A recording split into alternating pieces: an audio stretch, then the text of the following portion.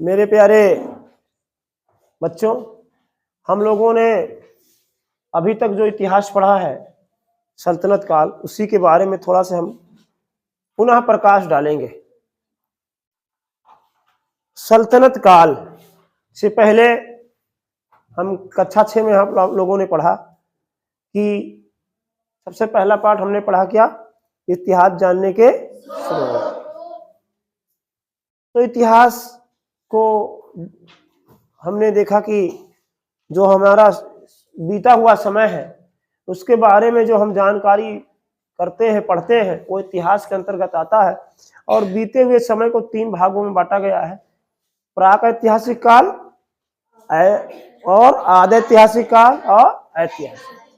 प्राक ऐतिहासिक काल वो समय है जिसके बारे में हमें कुछ भी लिखा हुआ मिलता नहीं है, वो प्राक ऐतिहासिक काल है।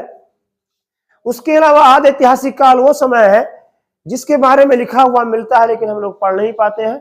इस समय आदि ऐतिहासिक काल के अंतर्गत हम हड़प्पा, मोहनजोदड़ो सभ्यता रख सकते हैं।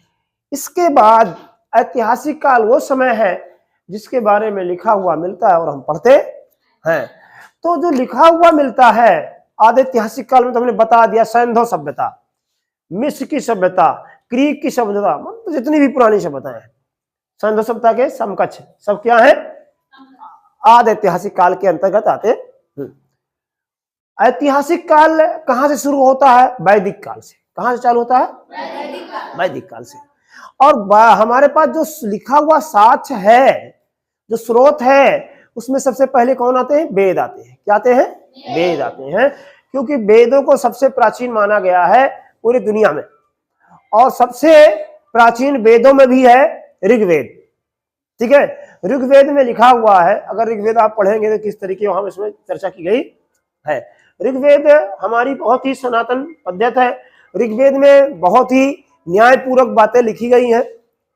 उसमें लिखा गया है कि हमारे पास जो 11 कबीले थे, रावी नदी के तट पर एक युद्ध हुआ था जिसको दशराग युद्ध कहते हैं। इस युद्ध में भरत कबीले की विजय हुई थी और भरत कबीले के नाम पे अन्य कबीला का विलय उसी में कर दिया गया था और पूरे देश का नाम भारत पड़ गया था। फिर उसके बाद सरस्वती नदी के किनारे ऋषियों ने बड़ा मंथन करके कि इस भारत देश को कैसे चलाया जाए, उस पे एक ग्रंथ लिखा जिसका नाम पड़ा ऋग्वेद। ऋग्वेद में मंडल में लिखा हुआ, क्या लिखा हुआ? मंडल में। तो ऋग्वेद में 10वें मंडल में पुरुष सूक्त की चर्चा है, जिसमें ये कहा गया है कि जब ये मंथन किया जा रहा कि समाज को कैसे चलाया जाए, तो बहुत बड़े यज्ञ की व्यवस्था की गई थी और उस यज्ञ में शाम तक किसी प्रकार का फैसला नहीं हो पाया था। अंततः एक व्यक्ति, उसमें बहुत ही बड़े आकार का विराट पुरुष की उत्पत्ति हुई। इस लाइन का वर्णन है। इसका मतलब हुआ कि एक बहुत ही बड़ा, अन्य लोगों की अपेक्षा उसकी शरीर बड़ी लंबी थी, जिसको देख के किसी ऋषि के दिमाग में विचार आया कि समाज को भी मनुष्य के शरीर के तरीके से हम डिवाइड कर सकते हैं। अर्थात जिस तरीके शरीर का सर काम करता है, ठीक है, और वो दिमाग पूरे शरीर को निर्देशित करता है, उचित अनुचित बातें बताता है, उसी प्रकार समाज में भी एक वर्ग होगा जिसको ब्राह्मण कहेंगे और वो इसी कार्य को पालन करेगा कि समाज को दिशा निर्देश देगा। उसके बाद उन्होंने हाथ के बारे में बताया कि हाथ जिस तरीके शरीर की रक्षा करता है, कहीं मच्छर काटता है, कुछ करता है, तो पूरे शरीर की रक्षा करता है। उसी तरीके एक समाज ऐसा होगा जो हाथ के तरीके काम करेगा और वो क्षत्रिय कहलाएगा। फिर पेट के, उन्होंने पेट को लिया कि जिस तरीके पेट में हम भोजन कर लेते हैं और इकट्ठा होता है पेट में भोजन, धीरे धीरे धीरे धीरे पचता रहता है, पूरे शरीर को एनर्जी देता रहता है। तो एक वर्ग ऐसा होगा जिसके पास धन एकत्र होगा और वो विपत्ति में, आपातकाल में उस धन को इस्तेमाल समाज के लिए करेगा, उसको वैश्य कहेंगे। इसके बाद शेष जितनी जनता होगी वो हमारे पैरों की तरीके होगी, जिस तरीके पैर हमारे पूरे शरीर को एक स्थान से दूसरे तक स्थान तक पहुंचाने का कार्य करते हैं। तो जो तीसरा चौथा वर्ग होगा वो ऐसा ही होगा कि वो सारे काम करेगा, जितने भी शेष काम है, इंजीनियर, डॉक्टर, साक्टर, जितने भी हैं, सब क्या होंगे? उसके अंतर्गत आएंगे और वो शूद्र कहलाएगा। शूद्र का कभी भी ये अर्थ नहीं था कि निम्न होता है या छोटा होता है। ठीक है ना। शूद्र का मतलब होता है सेवा करने वाला, ठीक है, पूरे समाज की सेवा करने। तो क्षत्रिय भी एक प्रकार से सेवक ही हुआ, वो शरीर की पूरा सेवा करता है, रक्षा करता है। ब्राह्मण भी वैसे, ये चारों वर्ग का मतलब ही है सेवक, ठीक है ना, केवल वो नाम दे दिया गया, ठीक है ना। तो इस प्रकार समाज का निर्माण हुआ, ठीक है, और उसके बाद हमारा देश चलता रहा। तो हमने देखा कि वैदिक काल को दो भागों में बांट दिया गया, ऋग वैदिक काल और उत्तर वैदिक काल। ऋग वैदिक काल जो हम बता रहे थे वो था कि उसमें राजा का लड़का राजा होता नहीं था, राजा को चुनाव सभा करती थी, और इसी प्रकार कर्म के आधार पर कोई ब्राह्मण बनता था, कोई क्षत्रिय बनता था, कोई वैश्य बनता था और कोई शूद्र बनता था। एक ही पिता के चार पुत्र चारों वर्णों में जा सकते थे, मतलब जन्म के आधार पे नहीं था, कर्म के आधार पे था। लेकिन कालांतर में लगभग 1500 से 900 ईस्वी आते आते 1000 ईसा पूर्व आते आते ये व्यवस्था पे बड़ा गड़बड़ हो गई और कुछ बुराइयां आ गई। तो जब बुराइयां आ गई तभी से उत्तर वैदिक काल चालू हो गया। कौन सा? उत्तर वैदिक काल। बुराइयां क्या आई कि उसमें वंशानुक्रम कर दिया गया कि वंशानुगत होगा, राजा का लड़का राजा होने लगा, ब्राह्मण का लड़का ब्राह्मण होने लगा, और उसको उत्तर वैदिक काल कहते हैं। और जिसकी आलोचना आजकल हम लोग रहते हैं, आज भी हम उस व्यवस्था के हिसाब से बहुत ही हमारा समाज आज भी संघर्ष करता रहता है। अब वो वैदिक काल के बाद फिर हम देखते हैं उत्तर वैदिक की बुराइयां जब बढ़ गई समाज में, तो उनका विरोध करने के लिए कुछ धार्मिक आंदोलन हुए, जिनमें जैन और बौद्ध धर्म बहुत ही महत्वपूर्ण है। 563 ईसा पूर्व में भगवान बुद्ध का जन्म होता है, 540 ईसा में महावीर स्वामी का जन्म होता है, और वो 24 तीर्थकर होते हैं। 24 तीर्थकर में महावीर स्वामी जो होते हैं बहुत ही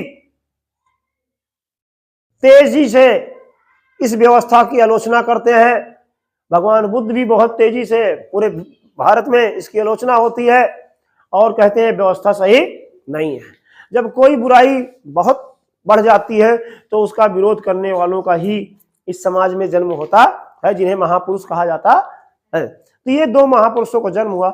महावीर स्वामी ने जैन धर्म की स्थापना की और भगवान बुद्ध ने बौद्ध धर्म की स्थापना की।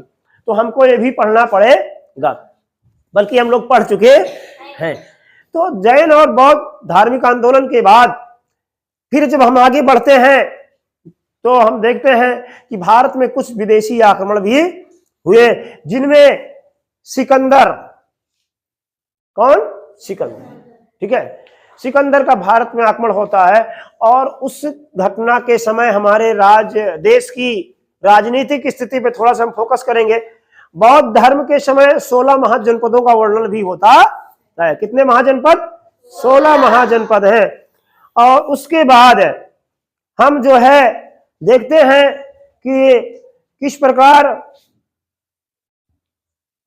प्रकार देखते हैं कि हम भी जो अफगानिस्तान का राजा होता है, पोरस सिंध का राजा होता है, और उसके बाद अंदर काठियावाड़ के अंदर राजस्थान गुजरात के एरिया में अन्य राज होते हैं।